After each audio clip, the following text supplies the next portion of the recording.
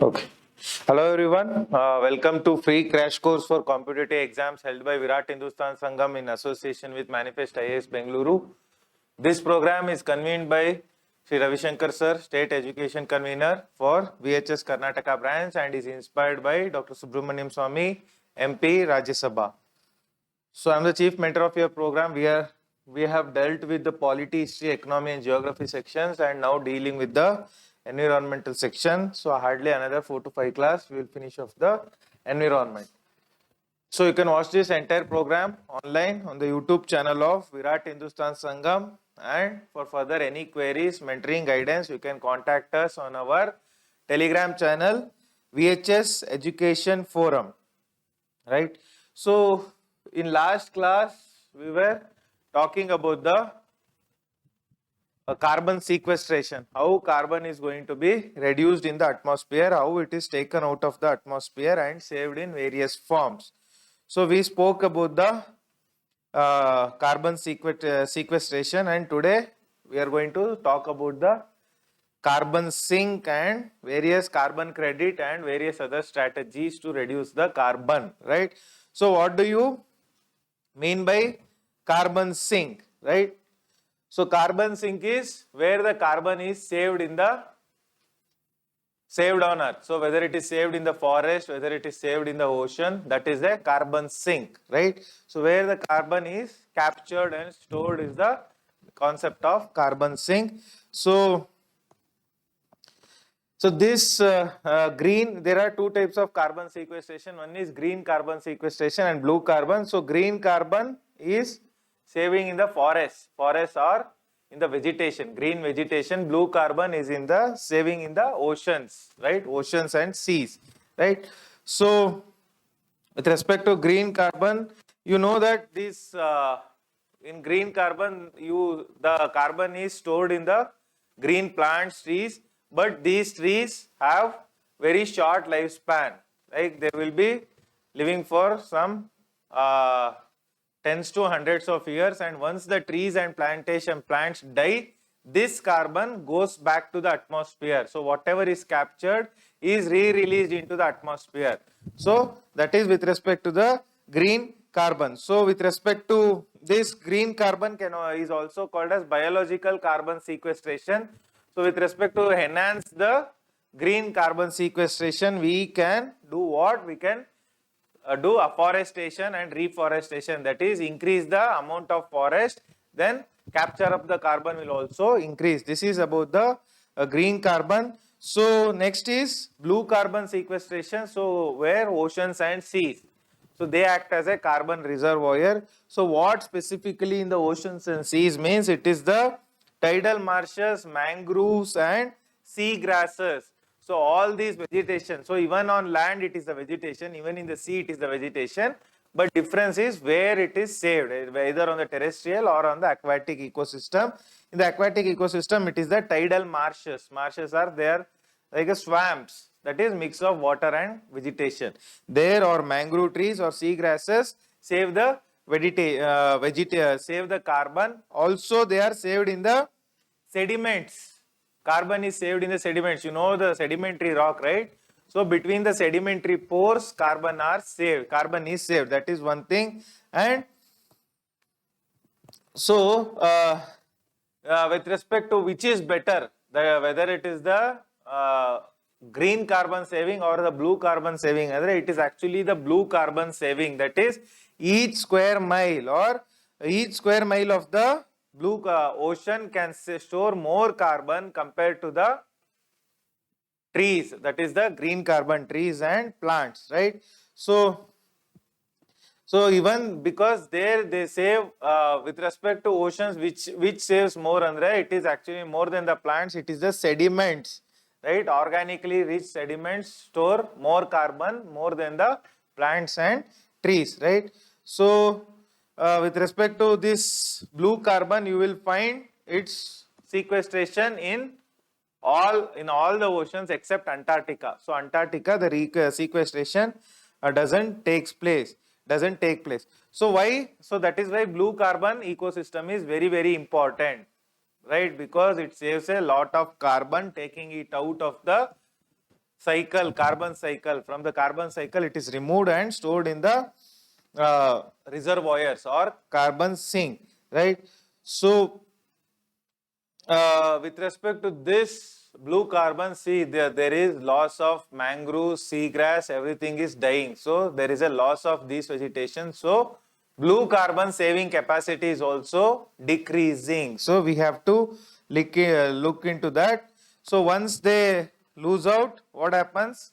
Once they die, that carbon whichever is saved in it is released into the atmosphere, right?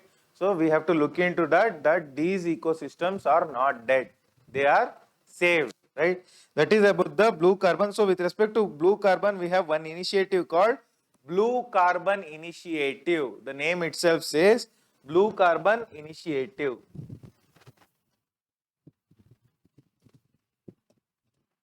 Name is Blue Carbon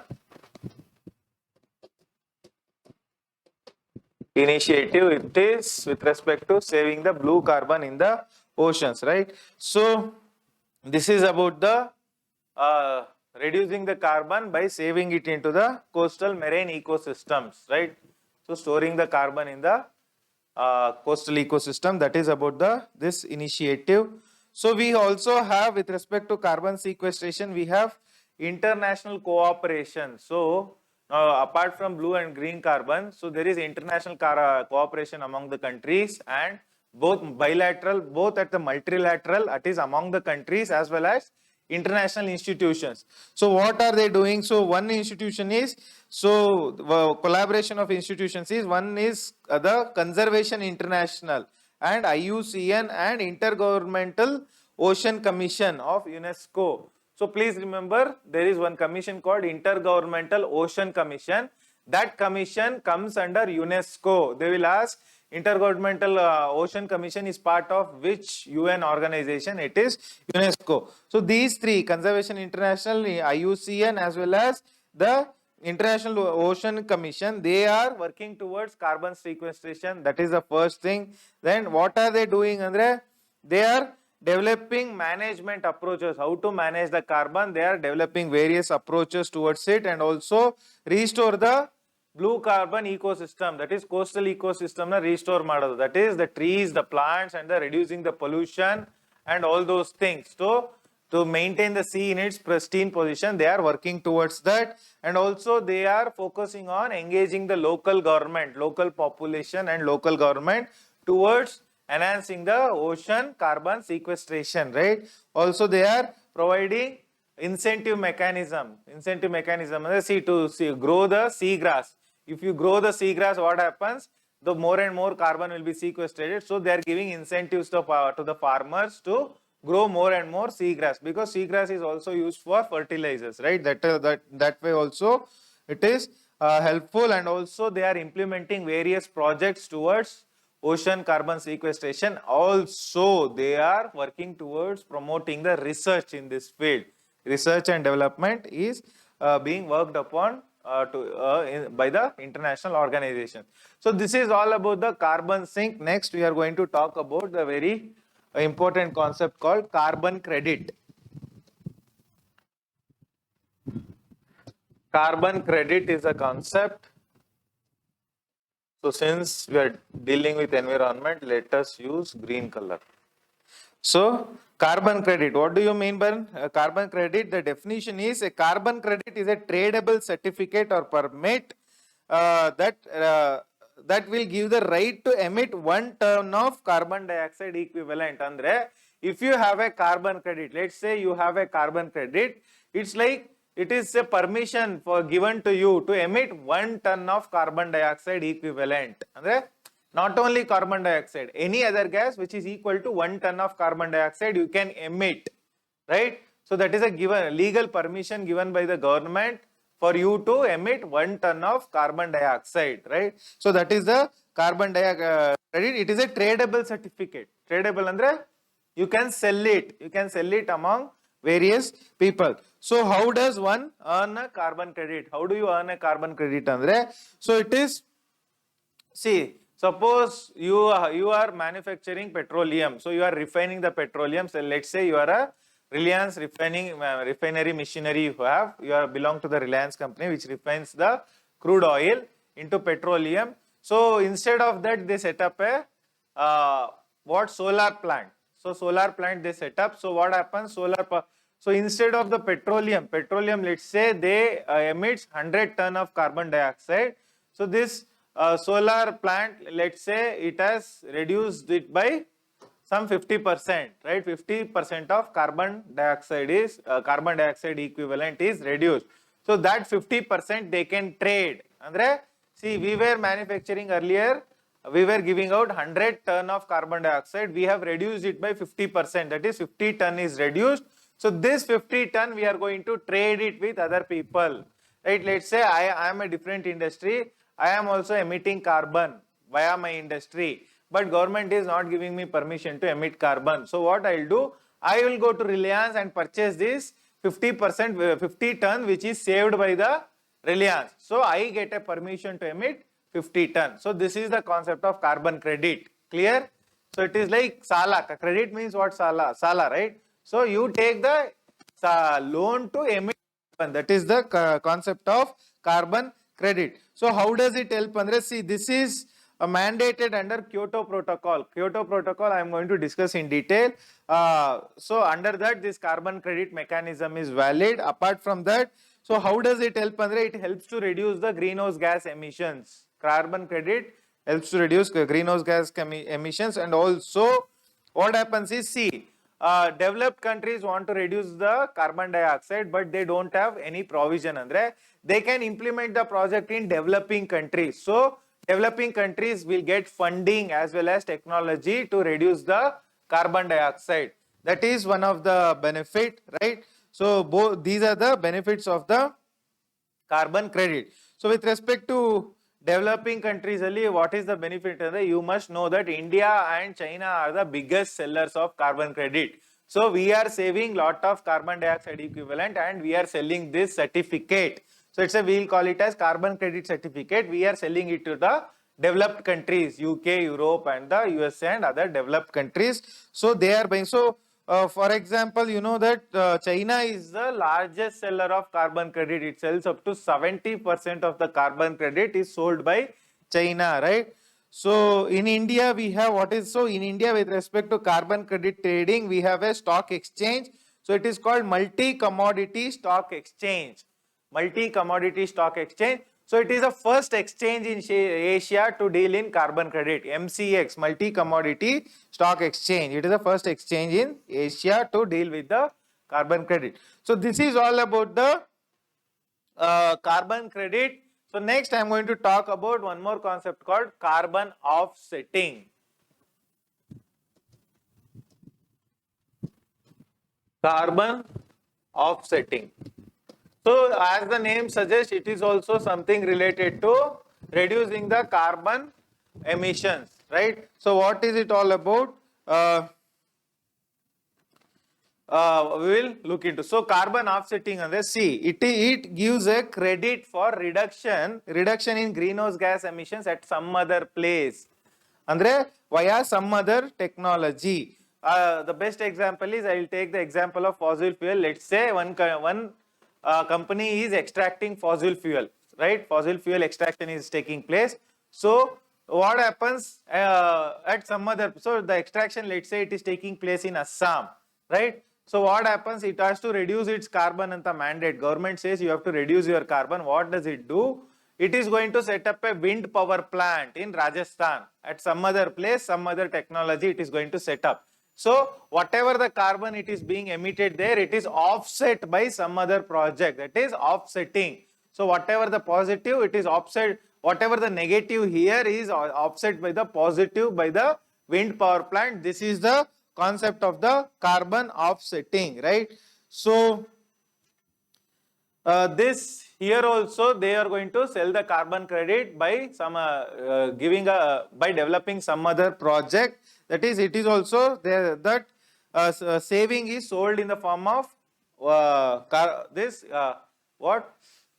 carbon dioxide equivalent, right? So here let's say in the oil extraction they are producing, let's say 5 ton of carbon dioxide. Here they have reduced, they have built a wind energy power plant which will reduce the carbon dioxide equivalent by carbon dioxide emission by 2 tons, right? So the 2 tons is they are going to sell, right? That is the concept of carbon offsetting, right? So this carbon offsetting, it is actually better than the carbon credit, right? It is the fastest way of reducing the carbon dioxide emission. It is one of the fastest way, and also it provides various employment opportunities. Alva, so if they build a wind power plant or some other solar power plant, it is going to give employment opportunity to localites, right? So it is one of the, it provides employment opportunities, and community development is also taken care of. So so with respect to carbon offsetting, there are some conditions you should know about it.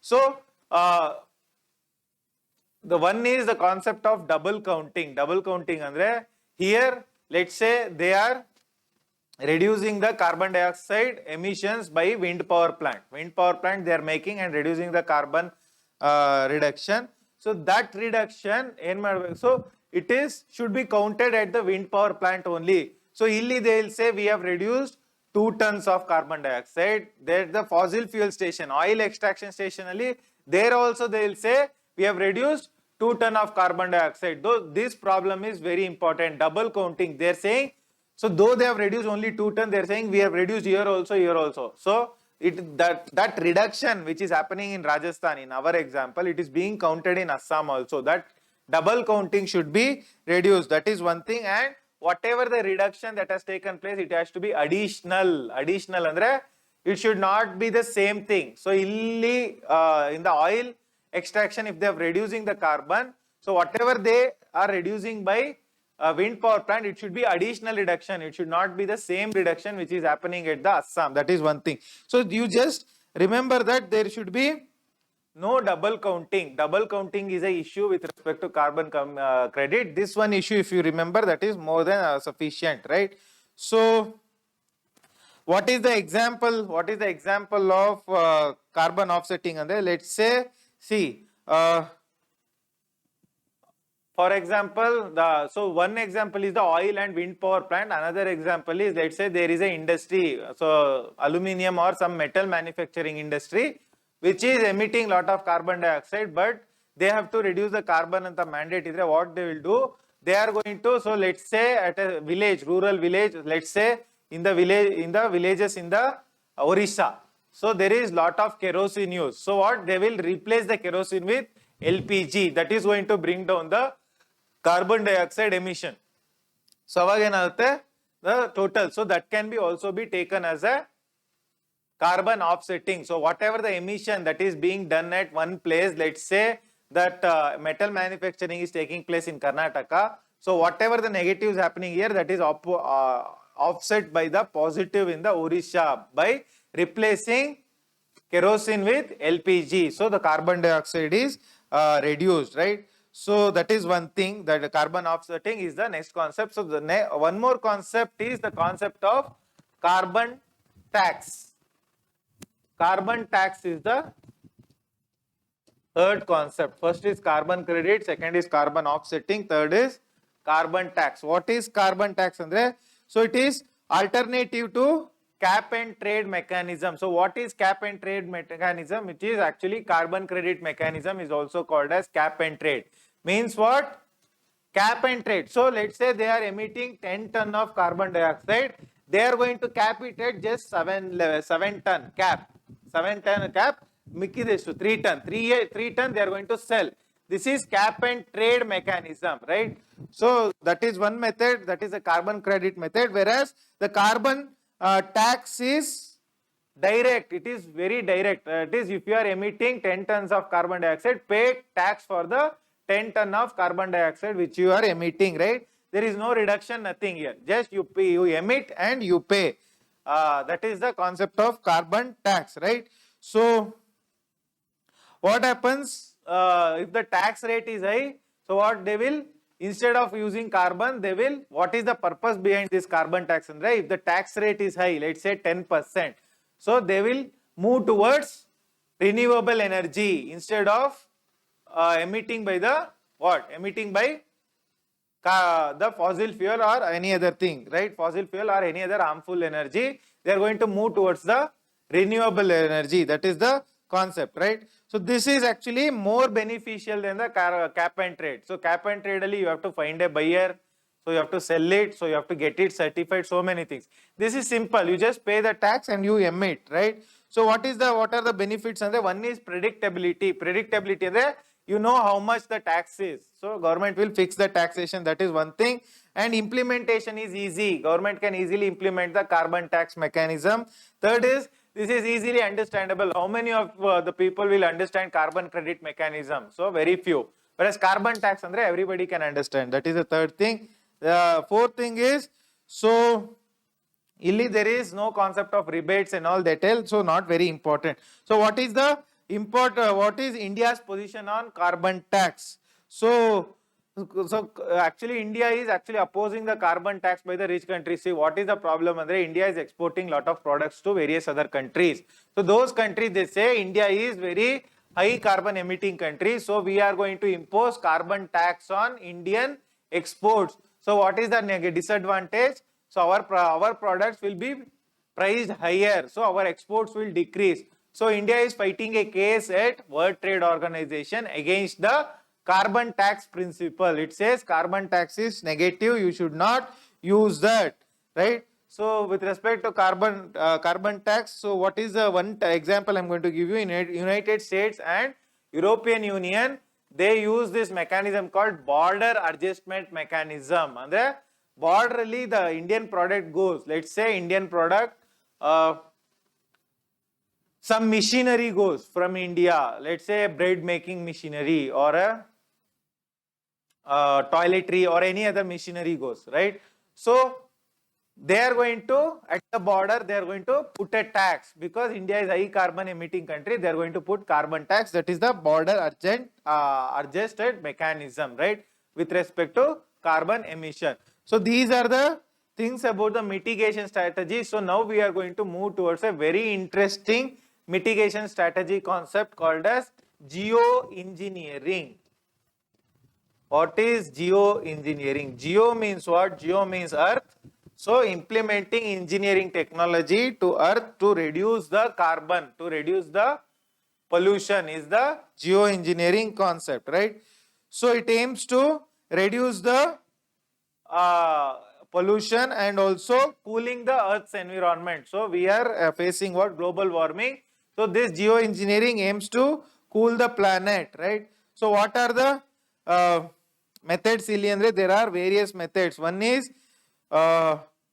increasing the aerosols, placing a mirror in the space, all this. I'm going to discuss each thing in a little bit detail. So one, with respect to geoengineering project, they are implementing, they have launched a project already. So there is a Africa's Great Green Wall project. What is Africa's Great Green Wall project? And there, you know the map of Africa, right? It is somewhat like this. So here you have the Saharan desert, alva. So this Saharan desert is spreading southwards, right? So in order to prevent the desert, they are building a wall. Prevent the desert from extending southward, they are building a wall. So it is a geoengineering project, right? So that is happening in the Sahara, from Djibouti, from Senegal in the west to the Djibouti in the east. This wall is being built, right? Even there is one more concept in the Europe. So across the North Sea, they are building a dam. So there are 2 dams being built. So I'm going to show you the dams because that was in news recently. I think the dam's name is called a Hope or something. I'll show you. So what are the geoengineering projects? There are 5 plans. One is copying a volcano. Volcano, whenever volcano erupts, what happens? There is lot of aerosol and soot emissions. So these dust particles, what they do? They reflect the sunlight back. So what is the effect?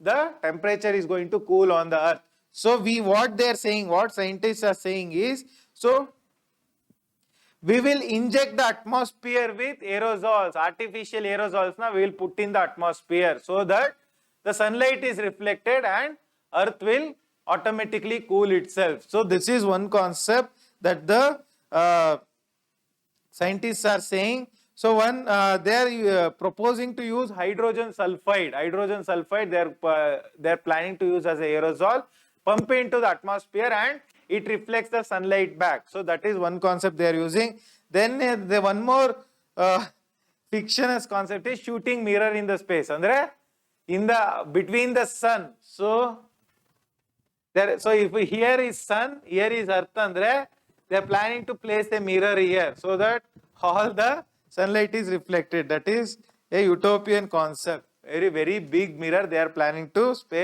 place so that sunlight is reflected. The third one is seed the sea with iron. So iron, this phytoplankton, you know, right? This is phytoplankton actually grows a lot with iron. So they need iron as the food. So what they are saying is, so in the ocean throw a lot of iron. So phytoplankton will grow a lot, and phytoplankton grows a lot. It will capture the carbon dioxide. Carbon dioxide will be captured, right? So once they capture, they will once the phytoplankton dies, with the carbon it is going to fall to the bottom of sea. So carbon is locked there. So that is one concept. And one more concept is whiten the clouds with wind powered ships. So what they are saying is, see, this clouds reflect the sunlight back. Similarly, what they are saying is pump the sea water into the atmosphere, upper atmosphere. So sea water with its particles, it is going to reflect the sunlight back. That is one more. So how do they pump it? They are planning to use wind power ships to pump the ocean water into the clouds so that sunlight is reflected. That is one more concept. And build fake trees. Fake trees andre build trees, specifically genetically engineered trees or some other modified trees which is going to capture the carbon directly from the atmosphere, right? Those kind of tree you build. So they say that these artificial trees can capture up to 1 ton of carbon dioxide per day. 1 ton, right? So they are planning to build these kind of trees, right?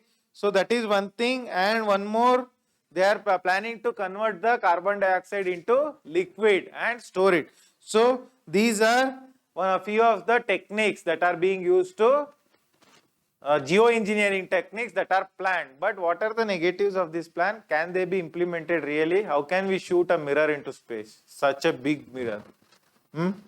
So these are actually heavy, costly, and we don't know how does it work, right? So that is one thing. Implementation is the one thing, and funding. Who will fund this?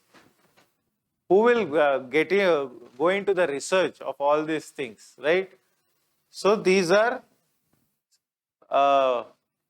these should be limited to Hollywood movies. That's all.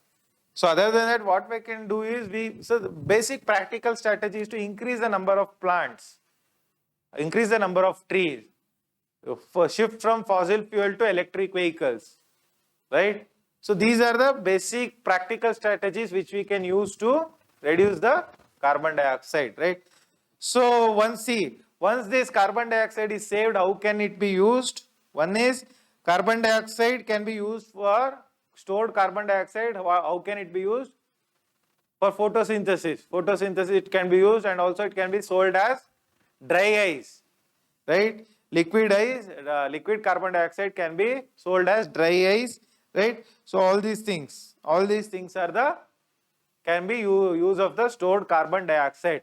So what I told is this dam, right? I'm going to show the dam across North Sea.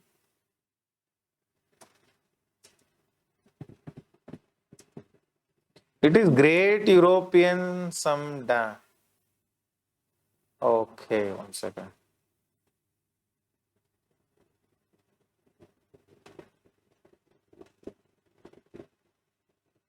Need sea. It is actually need.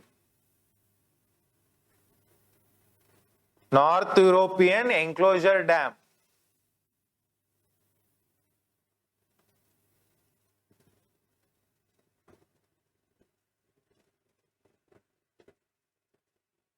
North European enclosure dam, let it load. I'm going to show. Oh.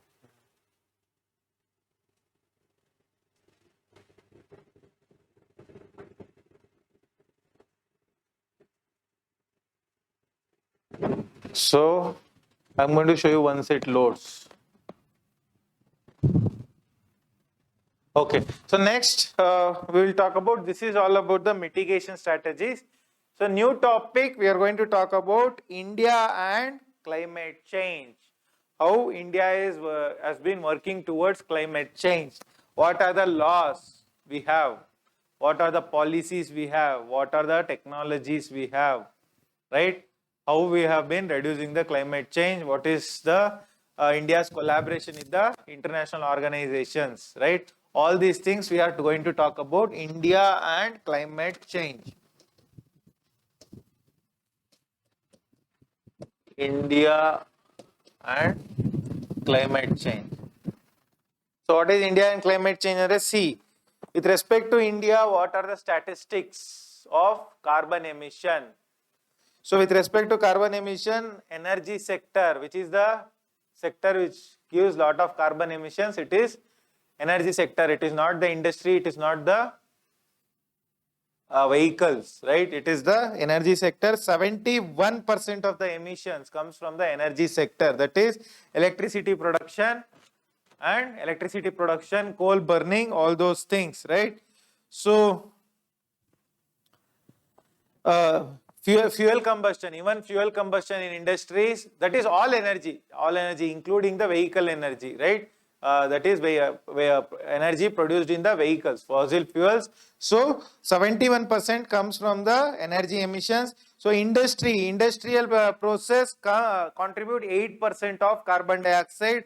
Agriculture and other sector contributes, agriculture sector contributes 18% of carbon emissions. Industry just 8%. So apart from, so in this overall 71% by the energy sector, 16% by the agriculture sector, 8% by the industrial sector. Some 12% is offset. Offset andre it is reduced by carbon sinks. Carbon sinks andre by forests and crop plants, they have reduced it. And they offset. So whatever the negative here is neutralized or balanced. You neutralize, and then if there is acid, you put a base, it gets neutralized. Similarly, whatever the negative here, it is reduced by the forests and crop plants. 12%. So India's, so with respect to per capita emissions, do you know the concept of per capita GHG emissions? What do you mean by that? Okay.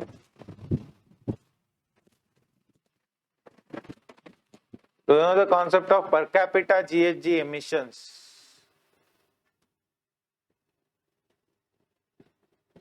What is per capita GHG emissions? So you know greenhouse gas emissions, right? So if you divide the greenhouse gas emissions within India divided by the population of India, that is per capita, per person, how much they are emitting, that is the per capita GHG emissions.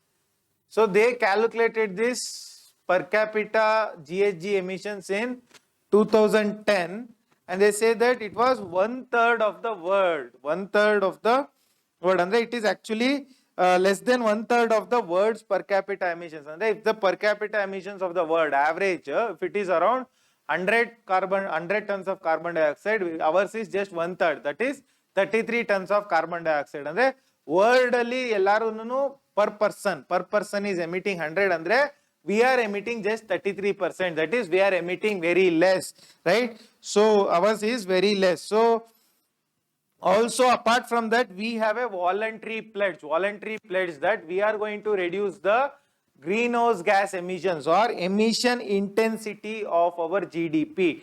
So what do you mean by emission intensity of GDP? What do you mean by emission intensity of GDP? What is the GDP of India? I have told you in economics class. Real term and nominal terms.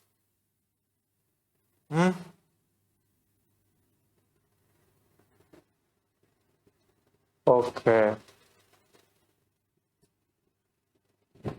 So the emission intensity, so you know that the GDP of India is 190,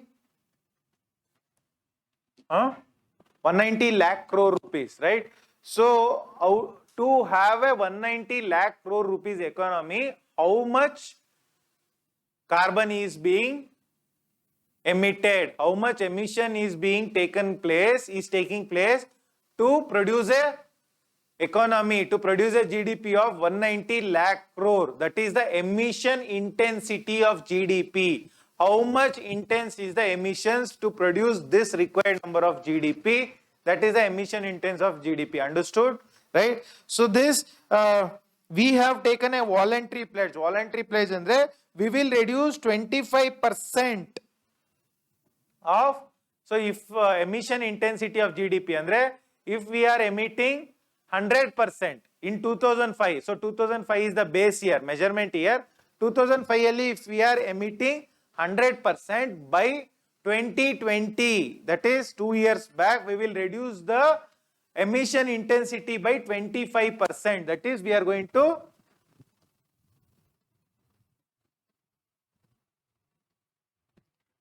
cut down to 75% in 2020 from what was 100% in 2005. So this was a voluntary pledge. Nobody told to India. India has taken this pledge on its own, without anybody prompting it, right? So this is a good thing about India. So this number is very, very important. India took a voluntary pledge to reduce the emission intensity of GDP by 25% from what was there till 2005, right? So this is very important. So how is India planning to do it, Andre? There are only two strategies in front of India. I've told you the strategies. It is, one is mitigation, another is adaptation. So you know the mitigation and adaptation enanta I've told you in the earlier class. And so what are the strategies? We have a National Action Plan on Climate Change. So when was this planned? 2008. National Action Plan of Climate Change is there. Apart from that, India advocates research to reduce the greenhouse gas emissions. This is about the India's position on climate change. So next we will discuss the weather changes. What has been happening to the weather and climate in India? How the weather is changing? How the temperature is changing? How the rainfall is changing? How the climate is changing over India? So this has been who measured it? And there is one institution called NATCOM, India's National Commission to UNFCCC. So this NATCOM, I'm going to discuss what is NATCOM. This NATCOM has measured the India's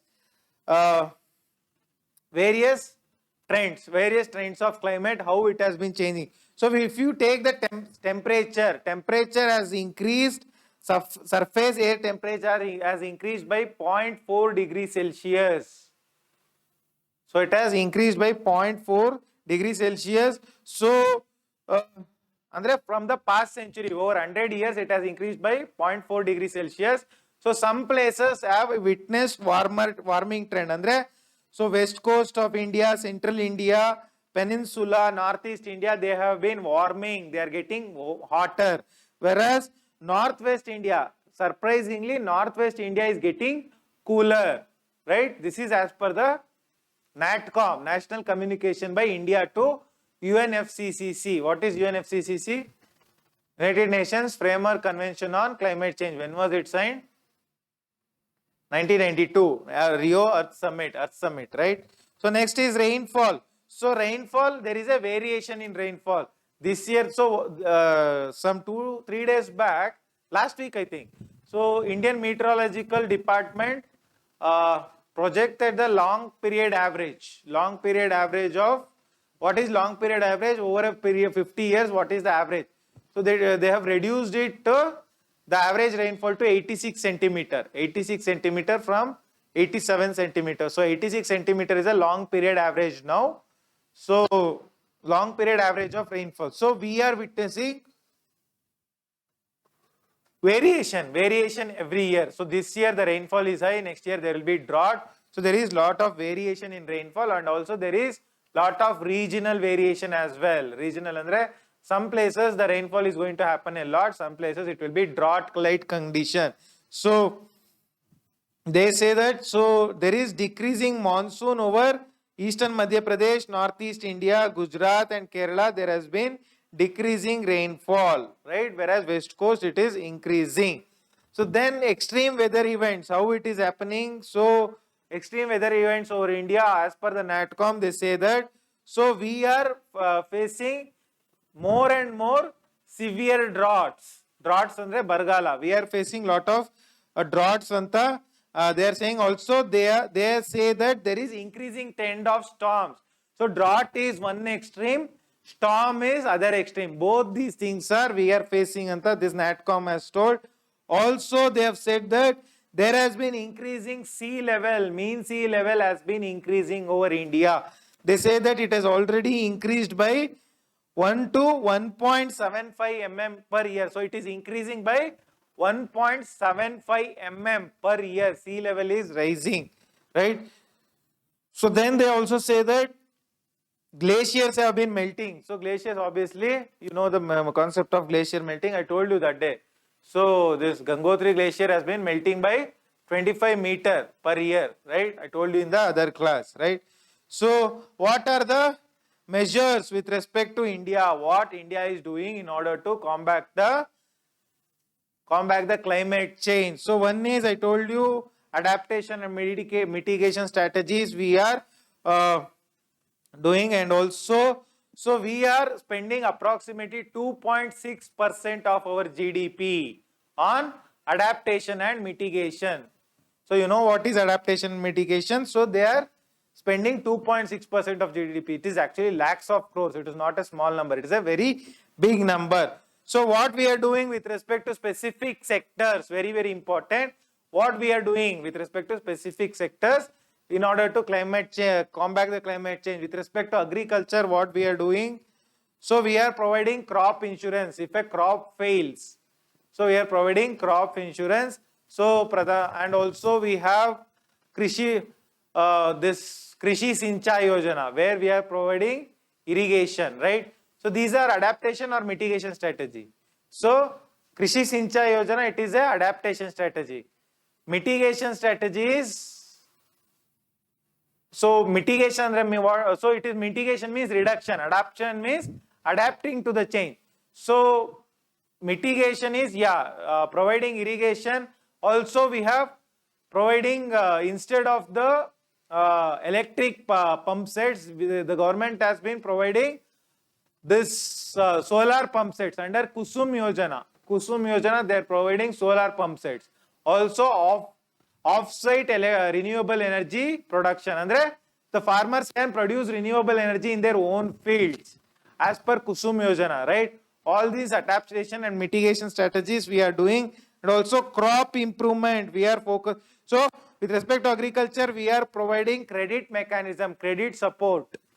Sala kodtare, sala antu kotte kodtare. Every government is focusing on farm loan waiver. Right? It's a good or bad farm loan waiver. Krishi sala manna ಒಳ್ಳೇದಾ ಕೆಟ್ಟದಾ ಅಪ್ಪ? Good or bad? It is bad actually. Crop improve, even people who can pay, they won't pay. Do you know the amount of small and marginal farmers in India? So 86% of our farmers are small and marginal. Andre small, what do you mean by small? Less than 1 hectare. What do you mean by margin? Marginal is less than 1 hectare. Small is less than 2.5 hectare. So they are contribute up to 86% and their land holding is up to 60%. Rest 14% is owning 40% of land. These guys actually they are taking all the schemes. They are taking even the Kisan scheme also. They are rich farmers. They are taking 6,000 rupees benefit also. So do you know that agriculture is not taxed? So these people too should be taxed. They are earning actually per year. They are earning like crores in agriculture. Those people should be taxed, right? So then what is with respect to crop improvement? We are developing drought resistant varieties. So those crops which are drought resistant, that is one thing we are doing, right? Then drought proofing we are doing. Andre, what is meant by drought proofing? So drought proofing is this watershed development, right? So and also reducing this water guzzling crops. Which is a water guzzling crop? Which crop takes lot of water? Rice and sugarcane. That and all we are reducing, right? So all these things are being done. Apart from that, forestry, what we are doing for in forestry, we are focusing on afforestation program. I told you, no, CAMPA fund, CAMPA, Compensatory Afforestation Management Fund, right? That is there. So this afforestation is being carried out under which act? And it is Forest Conservation Act 1980. Under this act, we are carrying out the afforestation that is being done, right? So that is with respect to afforestation. Then water, we how are we dealing with the water in order to reduce the climate change and global warming? So we have a National Water Policy 2012, right? So according to that policy, we are focusing on interconnecting of rivers, interbasin transfer, interconnecting of rivers, you know, right? So which is the project in India between which two rivers which is being implemented already? It is between Uttar Pradesh and Madhya Pradesh, majorly Madhya Pradesh on the border of Uttar Pradesh. Which two rivers? Panna Tiger Reserve. Panna, not Panna, Pench, I think. Pench. Ken Betwa venapa. Ken Betwa. From Betwa to Ken. From where to where? Betwa to Ken. So which is a tiger reserve? It is actually Pench. It's Pench or Panna. I'm going to check it. I'm going to let you know. So just check the tiger reserve. I think it is either Panna or Pench, right? So that is one thing. And also we are focusing on rainwater harvesting and all those methods to reduce the impact of climate change. Then coastal regions, what we are doing? We have coastal regulatory zone. So up to 500 meters from the shoreline, no construction is being allowed, right? So in order to protect the coastal environment. So they say between 200 meter to 500 meter of high tide line. Andre high tide andre where the maximum the water reaches, from there 200 to 500 meter eno construction they are not allowing. That is one thing. Then with respect to health, what we are doing? So health is also health. So COVID is also an offshoot of climate change, right?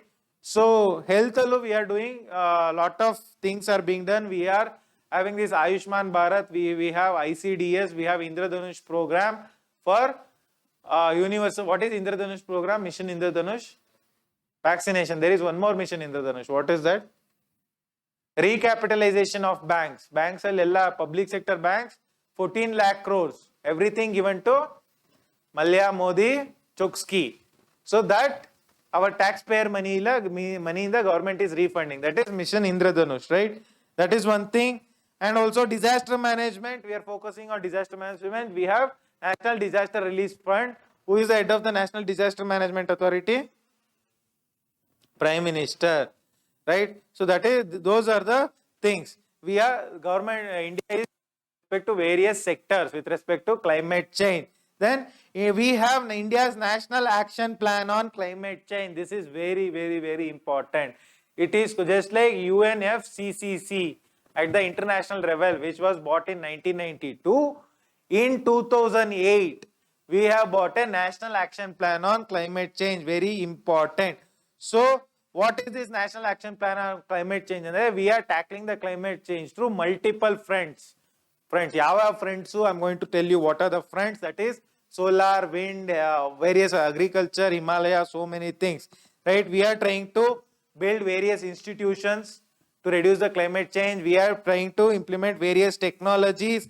We are also trying to take the civil society and public into confidence in order to mitigate the climate change. Are you understanding the classes, or are you feeling sleepy? So please focus here. NAPCC is very, very important, right?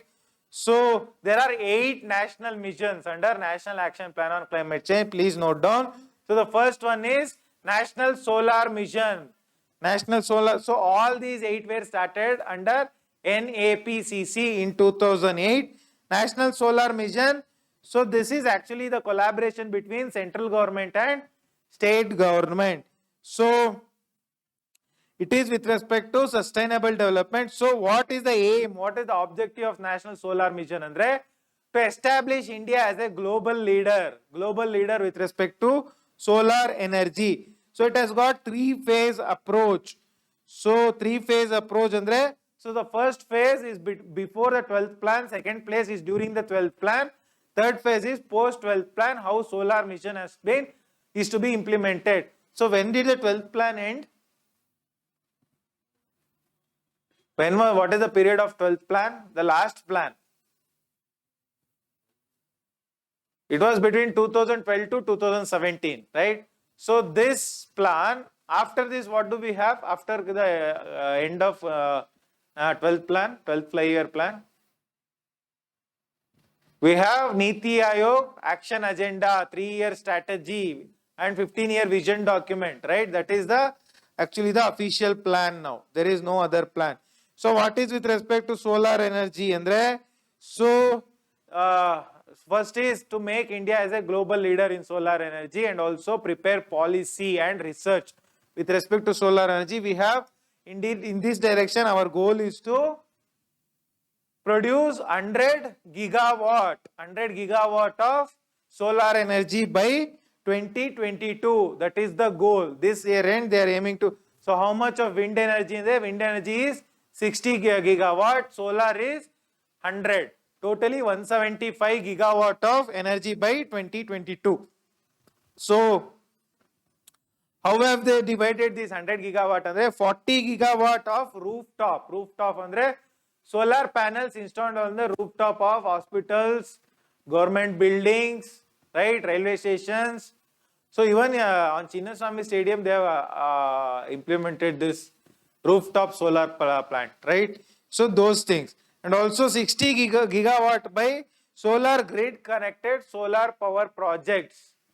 Solar grid connected, and what do you mean by grid connection? Do you know the electricity grid concept? So electricity, all the electricity which is being produced, it gets connected to a grid and then gets transferred, right? Then transmission will takes place. So this solar energy has to be connected to the grid and then transmission will take place. So they are aiming to produce 60 gigawatt of grid connected, which can be transmitted, right? So which are the potential sites in Karnataka for solar power plant?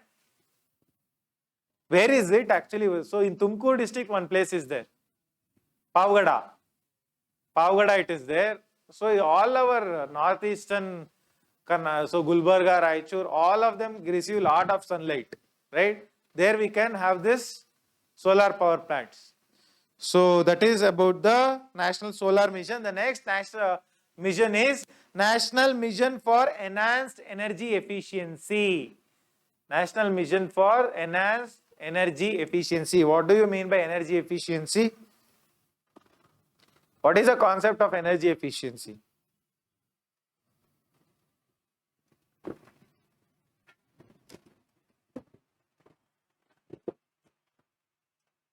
See, energy efficiency andre, you put some input, you get how much output you are getting.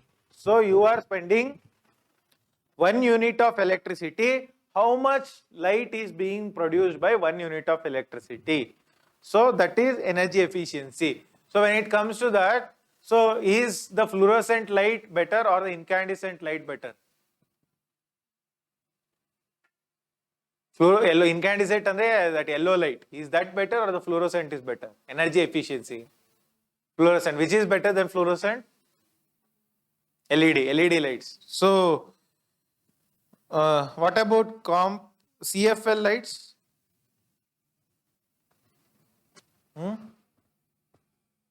So LEDs are the best. LEDs are the best with respect to energy production.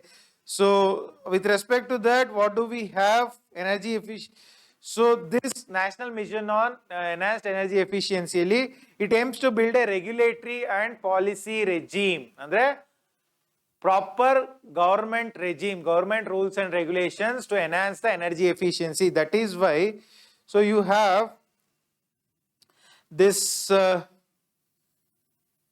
with respect to this, they aim to bring in innovative and sustainable business models. Andre, innovative and sustainable business models, andre, incentivize the industry to produce more and more energy efficient equipments, right? That is, so you know the star rating, right?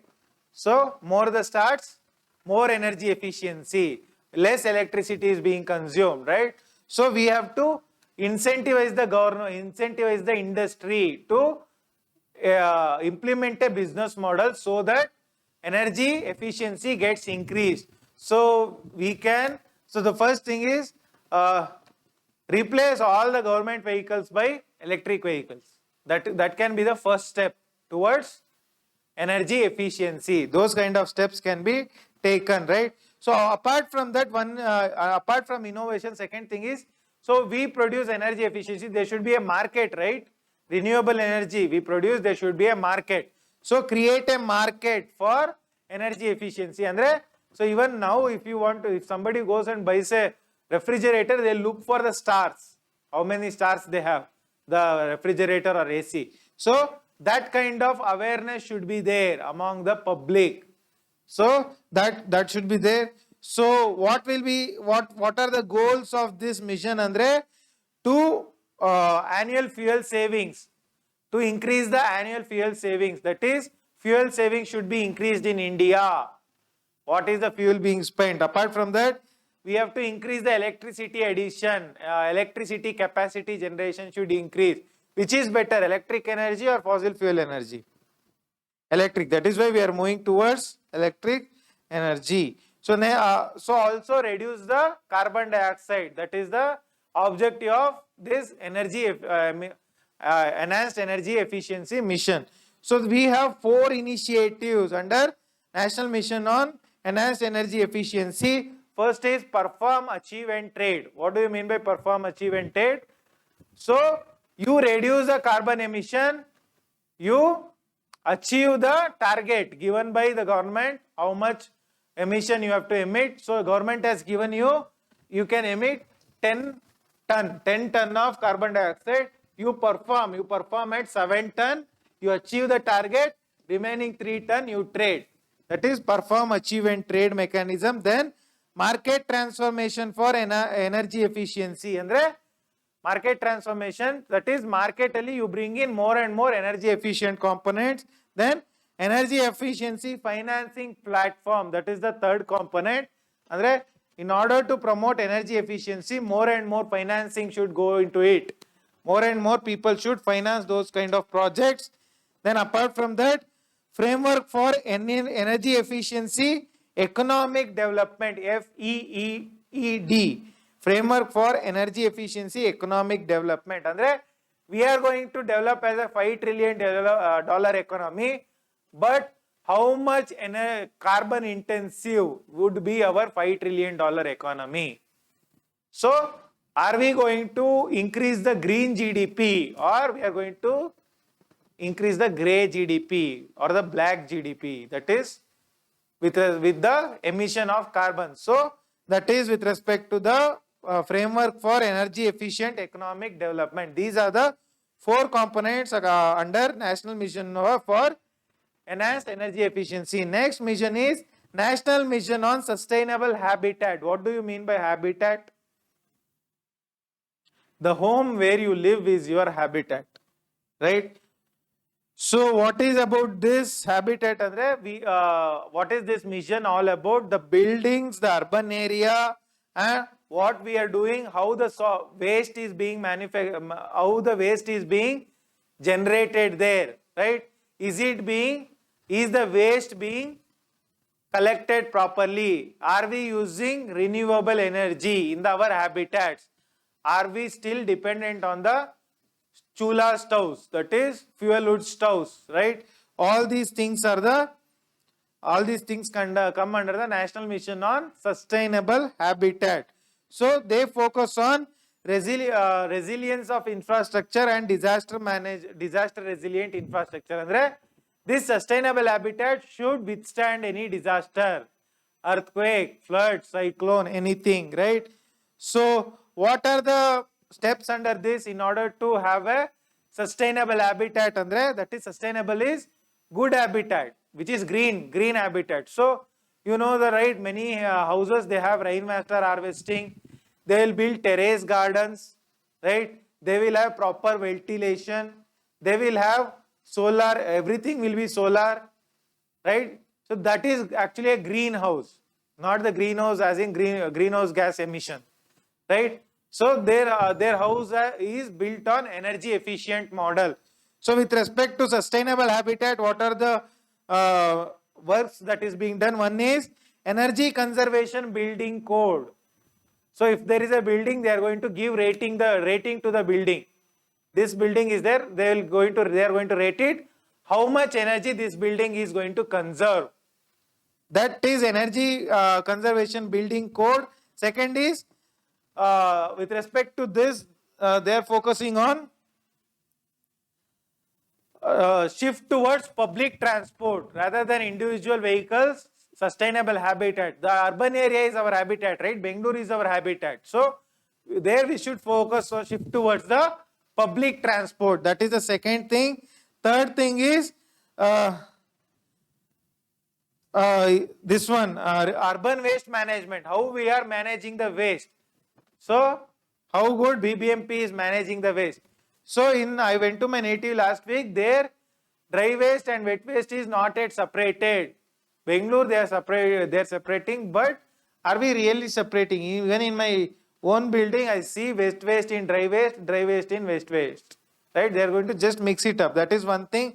And also sustainable habitat andre, how good we are using the water, how sewage is being routed, right? Are we implementing the Swachh Bharat, open defecation free? Are we really open defecation free?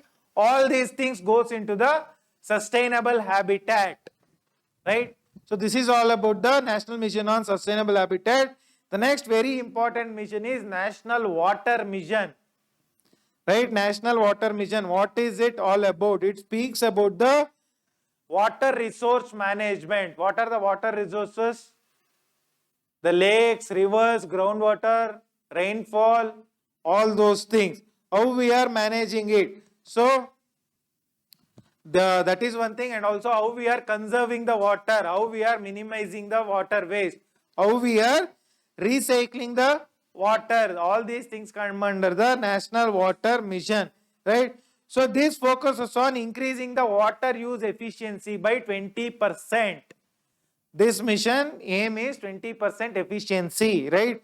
So for that we have a National Water Policy 2012. This water policy is very, very important. So they focus on water for both urban and rural as well as coastal cities. So coastal cities, they have a lot of water. Huh? They have a lot of water, but how much of them is consumable? So they are trying to build desalination plant. Do you know how Maldives gets its water? By desalination. It doesn't have fresh water. So in some 7-8 years back, that desalination plant, that ocean water which is being desalinized, that plant got corrupted, that industry got corrupted, I mean malfunctioned. So India had to supply lot of water bottles to Maldives. That operation is called as Operation NEER. Operation NEER. Okay. So that is with respect to coastal areas, and with respect in this National Water Mission, they are focusing on basin level management. You know, a river basin, catchment area, river basin. No, right? Watershed. So all these things I have discussed in the geography. So they are focusing on the river basin management, enhancing of storage and rainwater harvesting. So they also focus on improving regulatory structure. So the regulatory, I am going to give you one example. So earlier we have Water Ministry. What is it renamed as now? Jal Shakti Ministry, right? Jal Shakti. So there has been a focus, and also There is a Jal Shakti Ministry. What is the program for conserving the Ganga? Started in 2015-16. Namami Gange. So there has been a change with respect to water conservation, right?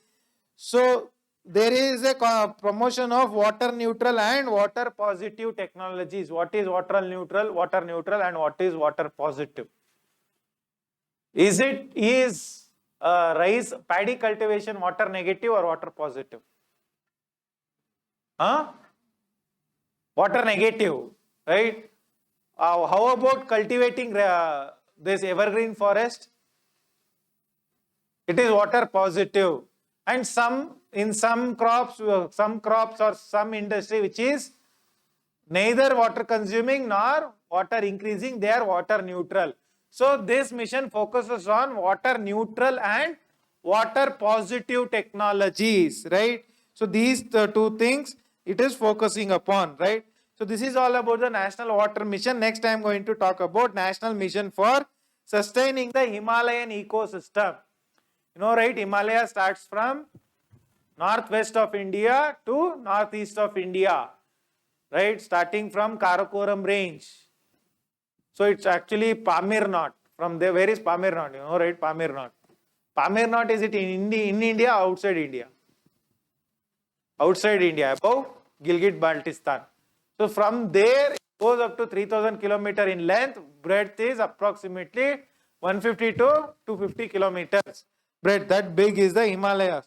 So that ecosystem, you know, various kinds of forests is there, starting from the Shivalik foothills up to the top mountains, various types of climates, various types of vegetation, various types of flora, fauna, everything is there.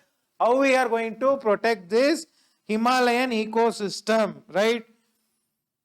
So there they focus on sustaining the national capacity and assess the health status of Himalayan ecosystem. How the health of the Himalayan ecosystem would be protected, right?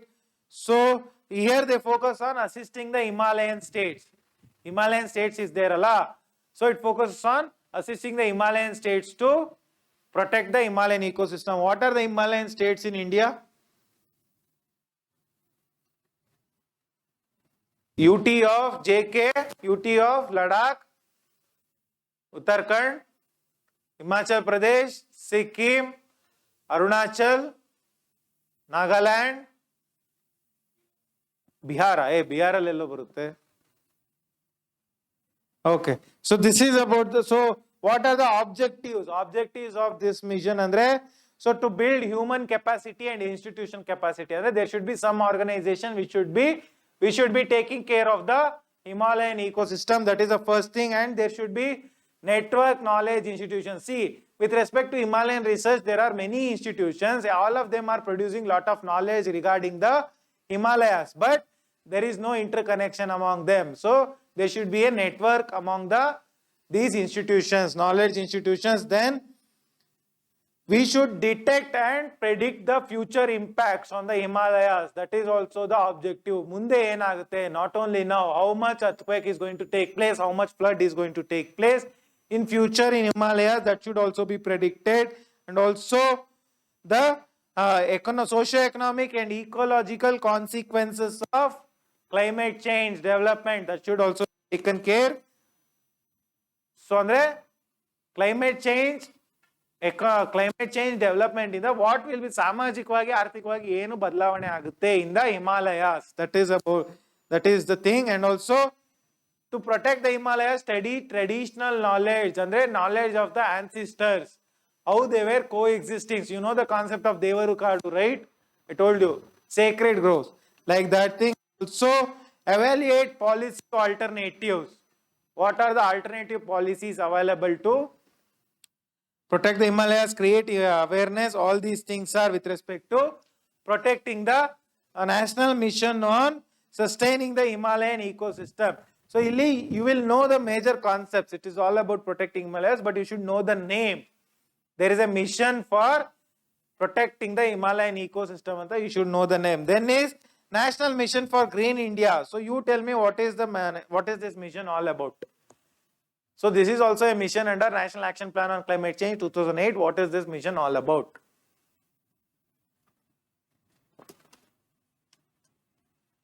Green India, planting trees. So as simple as that. So what is the objective of this mission? To increase the forest tree cover on 5 million hectares of forest and non-forest land. So that is increasing forest cover and increasing tree cover, right? Over 5 million hectares of forest and non-forest land. So why increasing forest cover? So because forest will give lot of services, it gives lot of products, right? So it is helpful for hydrology, biodiversity and so many things, atmosphere. That is why the green cover has to be increased, and so increase the forest based livelihood. Andre job opportunities based on forest, that has to be increased according to this mission. Enhance annual CO2 sequestration, andre carbon dioxide capture should be increased. So what are the targets under this mission? So increase the quality forest, andre just don't increase the forest, you should increase quality forest. Forest implement marti anta, what is the use? If you plant this Nilgiri trees, neem trees, Nilgiri trees, they are water guzzling. Nilgiri or eucalyptus tree? Eucalyptus tree, I think. So that is takes lot of water, that will make the land barren, right? So that kind of things you should not do. You should plant quality forest, right? Then focus on afforestation or restoration. So there is a mission since 2016. 2016 there is a mission called National Mission on Ecosystem Rejuvenation. If there was internet, I would have showed you.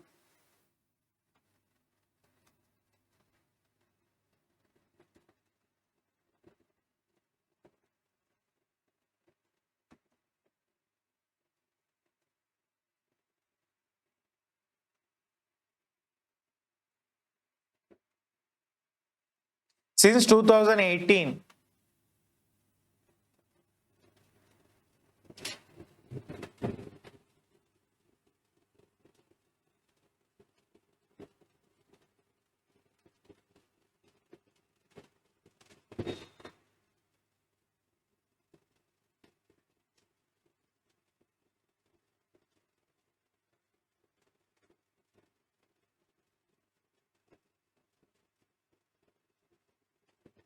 So since 2018, there is a national mission on ecosystem rejuvenation. So that is about how we are going to rejuvenate the ecosystem, right? So that is, I'm going to tell you, it's a very important mission. You should know about it. National Mission on Ecosystem Rejuvenation.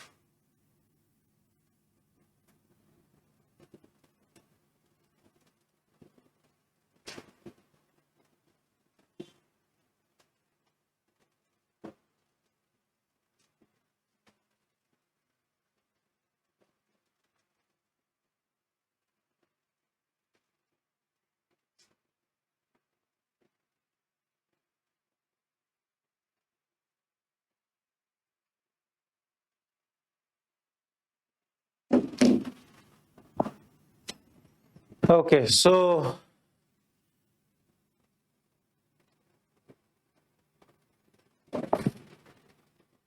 there is this since 2018 national policy on ecosystem rejuvenation, that is there. So apart from that, so this project, this national mission on Green India, it focuses on increasing the tree cover in urban and semi-urban areas, right? That is one thing. And also it aims to increase the tree cover on agricultural lands. What is that? Agroforestry. And also it aims to increase the fuel wood use efficiency. So fuel wood gives rise to a lot of pollution. How that will be used, that also it aims to look into. And also diversification of forest-based livelihood. So, lot of people are dependent on forest. So, that the livelihood would be diversified into various other things. So, under this, there are various submissions. Submissions are not very important. It speaks about the restoration of wetlands, agroforestry, all about all those things. So, just know that National Mission of Green India andre increasing the forest covers. So, behind the positive spin-offs because of that, right? Then you have, okay, the internet got connected now. It got connected, but it is slow. Okay, this is connected.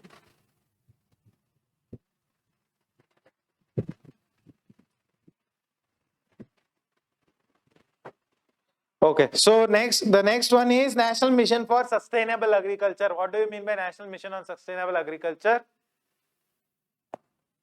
Oh, so as soon as I open, there is a owl looking at me. So need, I am going to dam.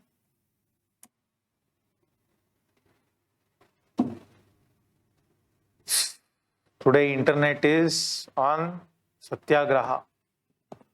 No. So this is the need dam I was talking about. See, here there is sea level is being increasing. So what happens? This is UK, this is Norway, Sweden, Finland. These areas are proposed to be, these areas are projected to be submerged. So what they are doing, Andre? Here you have North Sea, Allah. Where is that North Sea?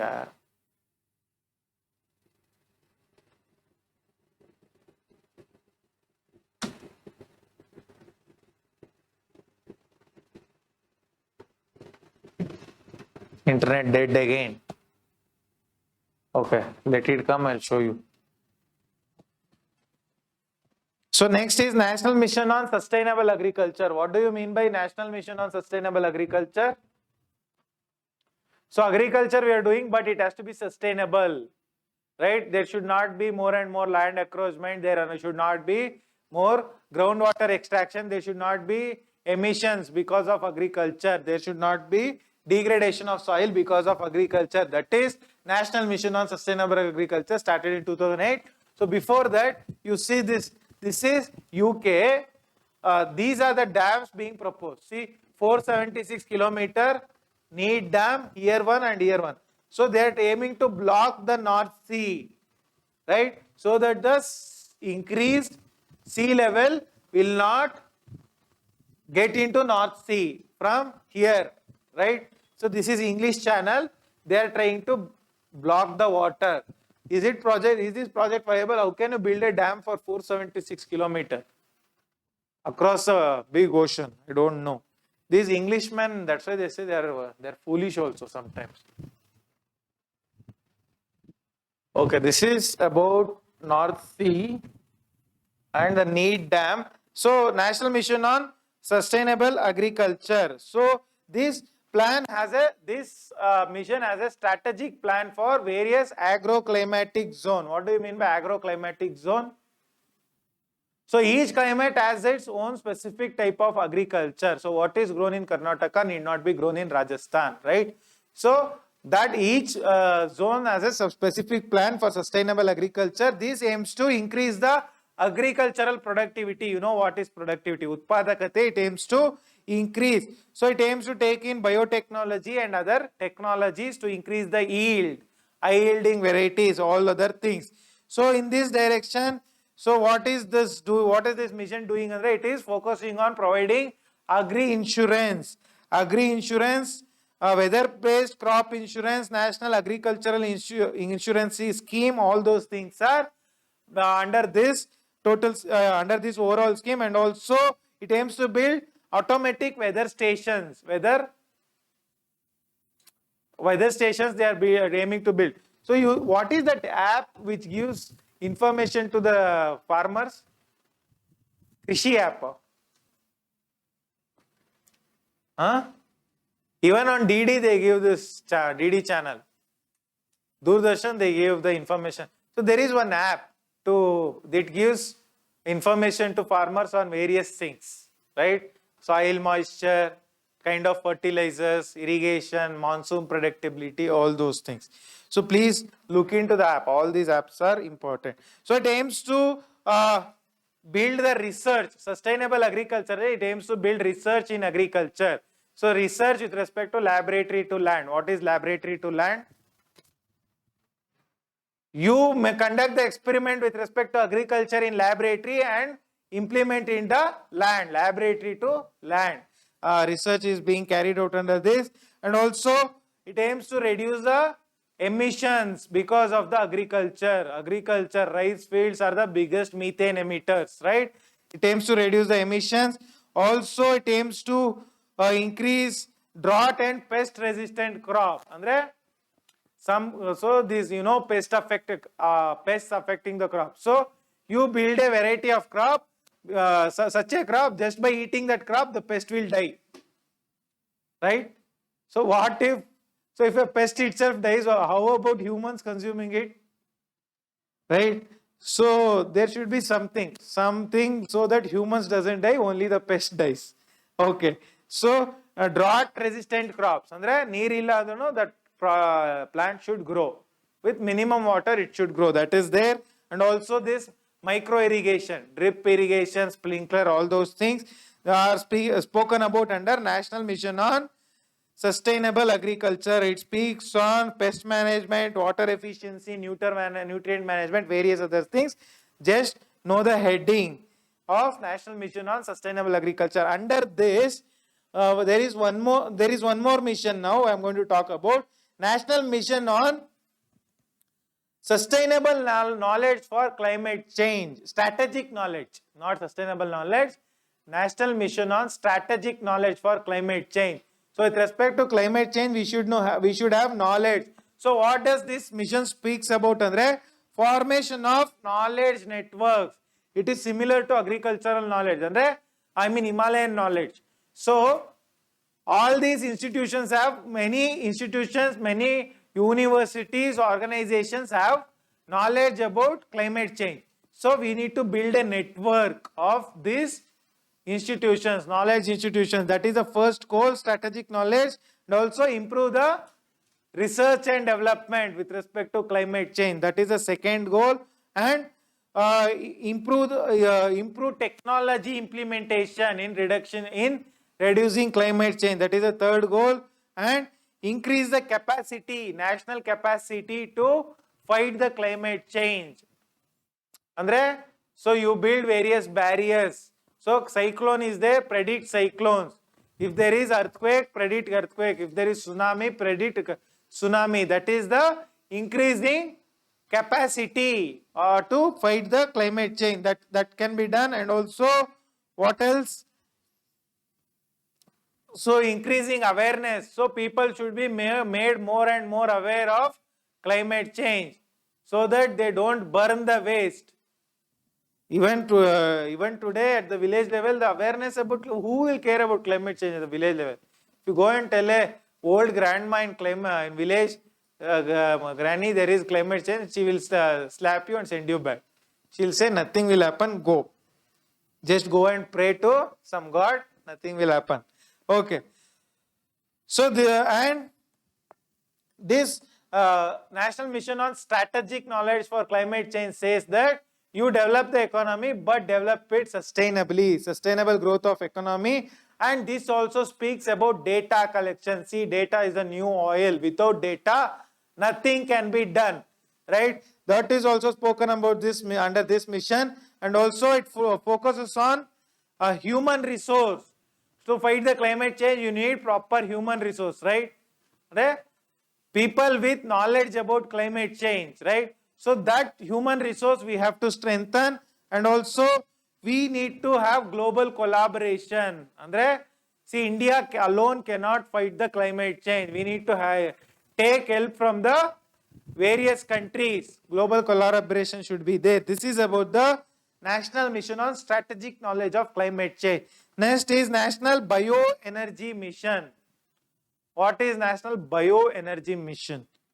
So it is energy from the biomass.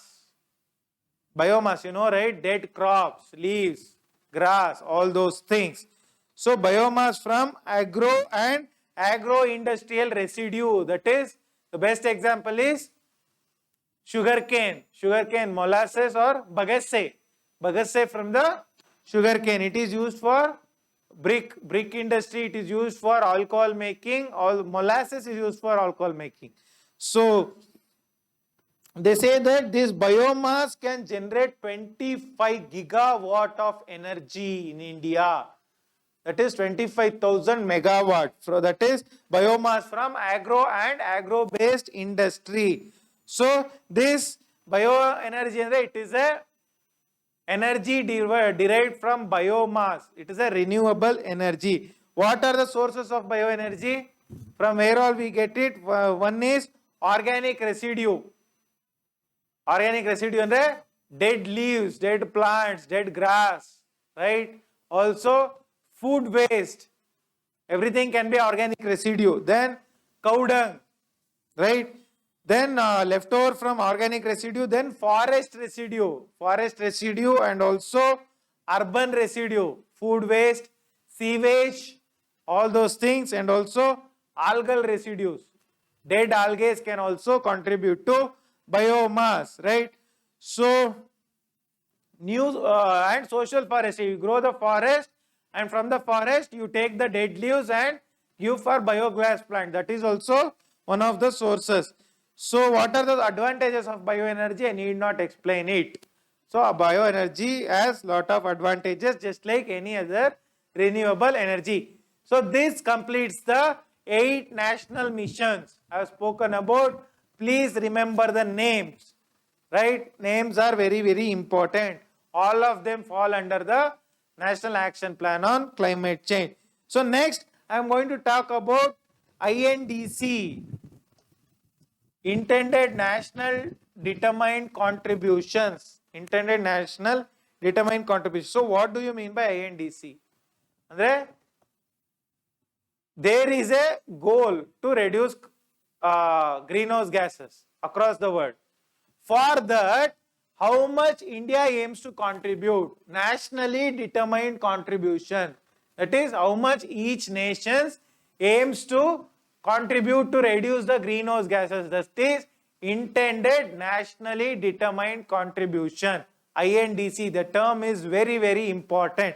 In your exam, they are going to just say INDC and you will be blinking your eyes. What is this?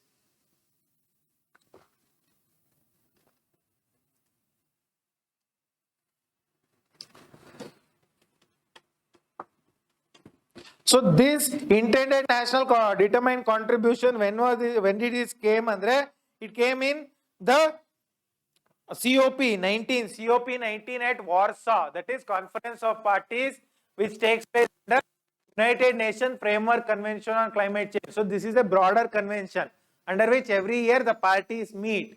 So that meeting is called COP, Conference of Parties, right? So our parties, the meeting, 19th meeting takes place in 2013 in Warsaw. That is when they plan about this INDC, right? So what is this INDC, Nationally Determined Contribution, right? It determines the principles of equality, equity and common but differentiated responsibility. What do you mean by principle of equity? Is it same as equality? So equality andre, so let's say I belong to a lower caste, you belong to upper caste, both of us have to compete for the exam at the same level.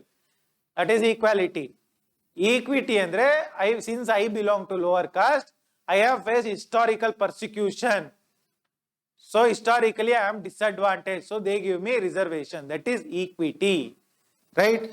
So common but differentiated responsibility andre, CBDC, common but differentiate, CBDR. What does it mean? What do you mean? But this term is also very, very important. See, all the countries have emitted these greenhouse gases, but who have emitted more? It is the developed countries. So they were the first countries to get industrialized. So they emitted a lot of emissions, right? So India, Papa, it started emitting from 1950. So they are trying to put the same restrictions on India to or developing countries as that of a developed countries. These countries now are developed. They have very rich economies. They have like polluted the environment since 200 years, 200 to 50 years, since industrial revolution. Now we want to grow, they are not allowing us to emit. Growth happens with emission. So that is why this common but differentiated responsibility means what? Under INDC, let's say US is there, India is there. The responsibility, common but differentiated responsibility, the responsibility is common for US and India, that we have to reduce the emission, but differentiated responsibility, you have to cut down the emissions more and India has to cut down it less. You have to finish it within 5 years. India can go up to 10 years. This is common but differentiated responsibility. Understood? This is the concept of equity, samanate, right? So that is one thing about INDC, and also they say the contribution should be balanced. All the countries' contribution to reduction of climate change should be balanced. So what did India do? India did not care for anyone. They straight away announced what I told earlier. By 2020, we are going to reduce the emission intensity of GDP by 25% of what was there in 2005. India straight away committed this. This is the biggest achievement. And India reduced the emission intensity by 12% by 2010. Just in 5 years, they reduced 12%. That is the greatest achievement. Right? So, with respect to this, who monitors this? How much the countries are emitting? There is one report, very, very important. Please note down. It is emission gap report. Emission gap report. Every year it is being published. Who publishes it? It is published by United Nations Environment Program. They are going to ask it. Who publishes the emission gap report? It is UNEP. Right? So, what does this INDC do? INDC, though it came in 2013, right? So, it gives a target post 2020. 2020 how each country is going to contribute to the reduction of emission. That is what this INDC aims to contribute. 2020 varu yav country no touch madala. So, it says that you can reduce the emission by renewable energy, increasing the energy efficiency, green transportation, all those things. So, this INDC proposes on to reduce the emission. It proposes various adaptation approaches. What are adaptation approaches? Develop sustainable habitats. You know what is habitat? So, home. You develop sustainable habitat. ಮನೇಲಿ ನೀರು ಕಾಯಿಸ್ತೀನಿ ಅಂದ್ರೆ ಅಂಡೆ ಒಳ್ಳೆ ಸೌದೆ ತುರ್ಕಿ ನೀರು ಕಾಯಿಸಿ pollution ಮಾಡೋದಲ್ಲ. Go for solar energy, right? That is the thing. Then optimising water use efficiency. ನಲ್ಲಿಲಿ ಯಾವಾಗಲೂ ನೀರು ಸೋರಿಸ್ತಾ ಇರೋದಲ್ಲ. So monitor the water leakage. Then climate resilient agriculture. All these things are aim to be done under the INDC, right? So all these things you do so that the emission reduces, greenhouse gases reduces, right? So what is the India's INDC? So before INDC came only we gave the target. That is one thing, one achievement. So what is India's contribution to the INDC? One is India aims to propagate a healthy and sustainable way of living. We don't want to exploit the environment. So there is one yojana called Nagar Udyan Yojana. They aim to have forests in the urban areas. Nagar Udyan Yojana, right? So like that we aim to coexist with the nature. India aims to grow with a climate friendly path. And also they say, I told you, by 25% by 2020, that target is increased. They say we are going to reduce up to 35% by 2030. So the target is increased. So 2005 yearly, if it was 100%, the earlier they agreed by 2020 we are going to reduce it to 75, but now they are saying by 2030 we are going to reduce it to 65. The emission intensity, this is the target of India, right? So in this direction they aim to what? They aim to do electric power installation, electric power generation capacity they are trying to increase, India is trying to increase, and also they are aiming to create additional carbon sink up to 3 billion tons of carbon dioxide. Carbon sink, you know what is carbon sink? India is aiming to do that. Also, you must know this in COP26. COP26, the internet is, internet is there, I am going to show you. COP26, where did it take place? The recent one? Huh? Glasgow, where is Glasgow? Huh? So what was India's contribution? India has said Panchamrita.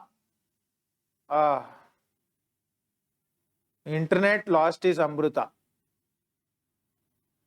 So India aims to have Panchamrita scheme for reduction of that is climate friendly policy. I am going to tell you what is Panchamrita. So it has multiple targets under this Panchamrit. I am going to tell you.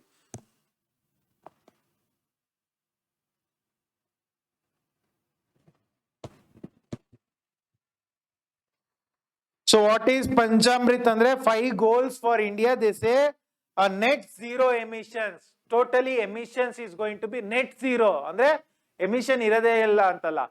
So if we emit, we are going to capture it again by our forest. So net zero emissions by 2070. Then carbon emission reduction by 1 billion ton by 2030. Then one more target is renewable energy component, increasing renewable energy to 50% by 2030. 2030, increase the renewable energy by 50%. Then carbon intensity, reducing the carbon intensity of emission by 45%. So again the target has been increased. 30% illa. Now we have increased to 45%. Andre we will just emit 55% of what we were emitting in 2005. This is the new target under COP26 Glasgow. Then increasing non-fuel energy capacity by 500 gigawatt. Non-fuel and the fossil fuel is their energy. We are going to increase by 500 gigawatt by 2030. That is the target, right? That is under the COP26 Panchamrita. Glasgow, very, very important, these 5 points. Please Google, and there is an image, take down that image. I would have shown you had the internet been working, right? So apart from that, increase the investment in climate friendly technology. That is also India's goal. And also increase finance, increase the technology for greenhouse gas reduction is the goal of India under INDC, intended nationally determined contribution. So we next we will move to India Network for Climate Change Assessment. India Network on Climate Change Assessment. INCCA.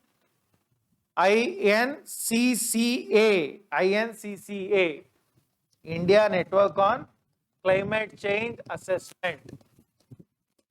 So what is this network all about?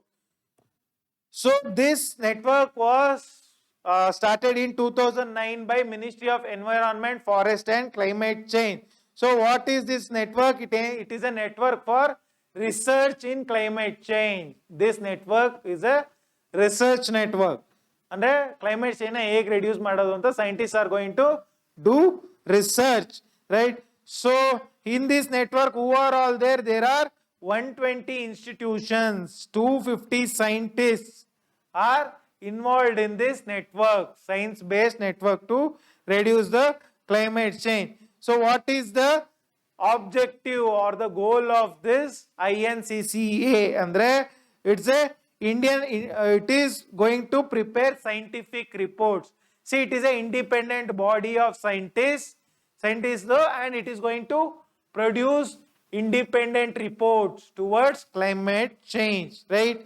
So this INCCA is a part of India's NatCom. What is NatCom? I am going to tell you briefly now, later on explain. NatCom andre, see, we are reducing the pollution or the greenhouse gases. That has to be communicated to some international agency, right? So that communication is done by NatCom. How much we are performing on the environment front, that communication is done by NatCom to the international agency, right? So with respect to INCCA, so I told you it is a report. It gives the report. The first report was given in 2001 and the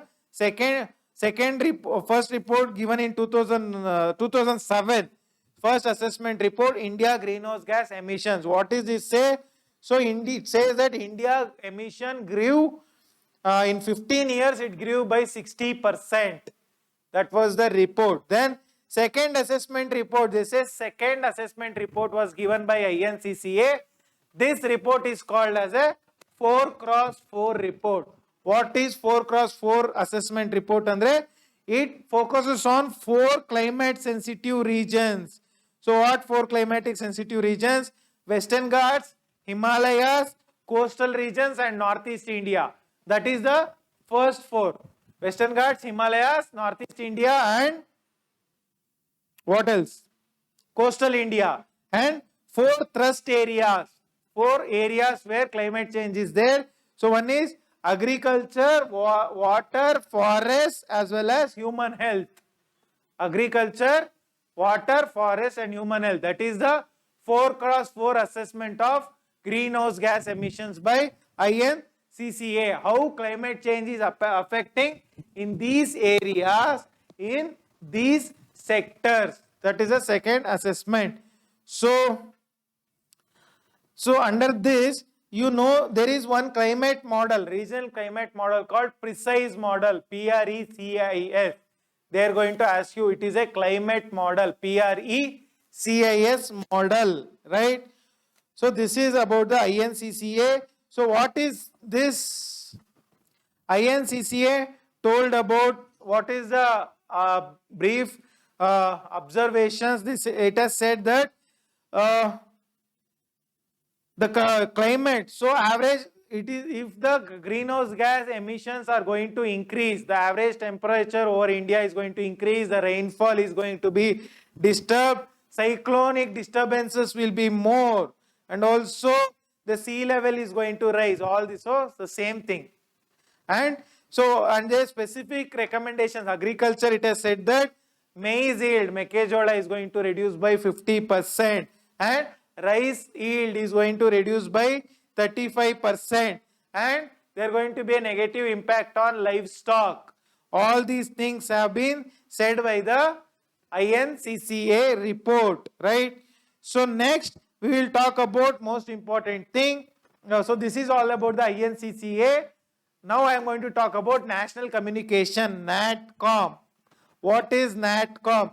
See, this NatCom, it is implemented by the United Nations Development Program and it is started in 2002. Please note down. So it is implemented by United Nations Development Program in India and it is funded by Global Environmental Facility. Global Environmental Facility, it is an organization, right? It started in 2002. It is a national communication to whom? Whom do we communicate to? We communicate to UNFCCC. That is the organization we are going to communicate to, right? So what the parties to this UNFCCC convention has to give certain information. What is the information, Andre? So we should inform about the national inventory on anthropogenic emissions, human emissions. So that we have to report. what are the sources of these emissions, how we are going to remove these emissions, everything should be reported to NATCOM. NATCOM should be, these things should be reported, and also what are the steps taken to reduce it, everything should be reported to the national communication, right? So this national communication, it's a participatory approach, and in this there are various technical institutions, universities, everything is involved to determine the emissions and communicate it to the UNFCCC, right? So who is the executive agency under this? It is the Environmental Ministry, MOEFCC is the executive agency. So what are the programs under this NATCOM? What programs are India is carrying out? First is we are developing a inventory. What do you mean by inventory? Inventory andre see, let's say you are owning a company, you are owning a bicycle company. So if they ask, somebody asks you what is the inventory? Inventory means how much stock of bicycles you have. Like that, we have to develop a inventory of greenhouse gases, how much gases we are emitting. That is the first thing we are doing, and also we have to identify the key steps that should be taken to reduce the emissions, and we have to determine the vulnerability of India to climate change, and vulnerability and how prone we are to climate change, how climate change is going to affect us. That is one thing, and also we have to focus on adaptation mechanism we have to focus upon, and most important thing under NATCOM is we have to focus upon building a data center, right? Data center of the inventory, right? Database, and also there should be a research also forms a very important part of the NATCOM, right? So greenhouse gas emissions, what are the greenhouse gas emissions under this NATCOM? They say so what gases are being tracked? Carbon dioxide, nitrous oxide, hydrofluorocarbons, sulfur hexafluoride, perfluorocarbons, all these things are tracked under the under this national communications, right? So this is all about the NATCOM. This is about the NATCOM thing. Then next we are going to talk about the India's policy structure relevant to GHG mitigations, and what policy we have to reduce the greenhouse gases. What is the policy we have, right? So certain policy I am going to talk about. See, first policy is integrated energy policy. This policy was started in 2006. So what is this integrated energy policy? That is, you have to increase the energy efficiency in all the sectors. That is the energy efficiency in all sectors. That is the integrated energy policy. Also, this policy focuses upon public transport so that energy efficiency is increased. Also, it focuses on renewable energy, nuclear energy, hydropower energy, all those things. It also focuses on research and development in clean energy. Next is India's policy is rural electrification policy. So when it comes to India's energy policy, you can write even this Deen Dayal Gram Jyoti Yojana is there, right? What is the Gram Jyoti Yojana we have? What is the Gram Jyoti? Deen Dayal Upadhyay. Yeah, it is Deen Dayal Upadhyay Gram Jyoti Yojana. It is towards 100% electrification. Do you know this scheme? Deen Dayal Upadhyay Gram Jyoti Yojana. It focuses on 100% electrification. So rural electrification policy came in 2006. What is this policy all about? It focuses on grid connectivity. I have told you already about grid connectivity. So It focuses on connecting the renewable energy.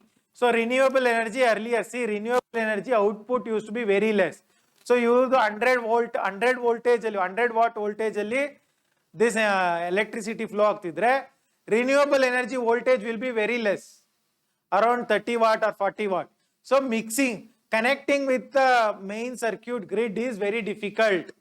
Short circuit agbidude. So to connect the renewable energy, so first it has to be increased, right? Transformer use madi, that has to be stepped up. It is called stepping up and stepping down. That energy, that voltage has to be stepped up and connected to the grid. That was focused in the rural electrification policy, and also it was focused under, there is one more policy called New and Renewable Energy Policy 2005. New and renewable energy policy that also focuses on connecting the renewable energy to the main grid, and also national environmental policy 2006. It focuses on what? With respect to climate change, environmental impact assessment, which I have discussed in the earlier class. That is focused upon under the national environmental policy 2006. What is national environmental policy? It focuses on environment. Yeah? So the main focus is environment impact assessment. How the industry is going to impact the environment, right? So that is about this, and also it focuses on environmental management plan. I have discussed under this environmental management plan under the chapter on environmental impact assessment. So what are the other policies we have? We have the Electricity Act 2005, right? That is with respect to reducing the greenhouse gas emissions. And we have what else? So we have promoted tax benefits has been given to renewable energy. We have reduced the tariffs on renewable energy. All these things are the India's policy towards reducing the greenhouse gas emissions. So next we are going to talk about the labeling program for appliances. So labeling program. So what is labeling program? Andre the star rating. So who does this labeling? Everything is very important. So when was this labeling program introduced in India? Labelings, star rating. What is it called? BEE, star rating. What is BEE? Bureau of Energy Efficiency, alva. Bureau of Energy Efficiency. This came in. So when was this policy launched? It was launched in 2006. Appliances na label madadu. This came in 2006, right? So for what all products this labeling is being done? For fluorescent tube lights. These tube lights, air conditioners, refrigerators and transformers, right? Television also, yes. So who does it? Done by Bureau of Energy Efficiency. So this organization was started in 2002. I'll check it. So this has been made mandatory for all these air conditioners, refrigerators and all those things, right? So this leads to electricity savings. Then the next thing we are going to talk about with respect to energy conservation is, so first thing is labeling. Second thing we are going to talk about is Energy Conservation Building Code, ECBC. Energy Conservation Building Code. So when was this Energy Conservation Building Code started? It was given in 2007. This Energy Conservation Building Code came in 2007. So this is for large and commercial buildings. Large and commercial buildings. So they have to reduce the energy consumption. So this energy, so certain buildings will not be without any ventilation or lighting, proper lighting arrangement. So what they do, even during daytime, they need electricity. So that's a bad design. So under Energy Conservation Building Code, ECBC, that kind of model is eliminated, right? That kind of model is not used, right? So this is used for commercial buildings. So approximately 100 buildings, just 100 buildings have implemented this code, ECBC code, right? So these buildings has to be, this ECBC code has been made mandatory for large buildings like airports, right? Like big government buildings, it has been made mandatory. Just like environmental impact assessment, this ECBC has also been made mandatory, right? So implementing this ECBC, there can be reduction of 30 to 40% of energy consumption. 30 to 40% will be consumed. So this is about ECBC. I am going to now talk about the GRIHA, or sorry, green building. What is a green building? Is it a building which uses a lot of greenhouse gases? Green building is which is environmental friendly. That building is a green building, right? So see, these buildings are the major pollutants. How? The paints will cause lot of pollutions. And first is the emissions from the building. Second is the building also reflects the sunlight up. It will heat up the environment, right? So buildings are the majorly pollutes the urban environment, right? So what should be done? So it has to be made green. Andre the water, the material used for construction, the water use efficiency, the sewage efficiency, the electricity efficiency, all these things should be made optimized or reduced. So green building andre, so it addresses all pollutions, all these pollutions, all water pollution, noise pollution, air pollution, heat pollution, thermal pollution, everything will be reduced, right?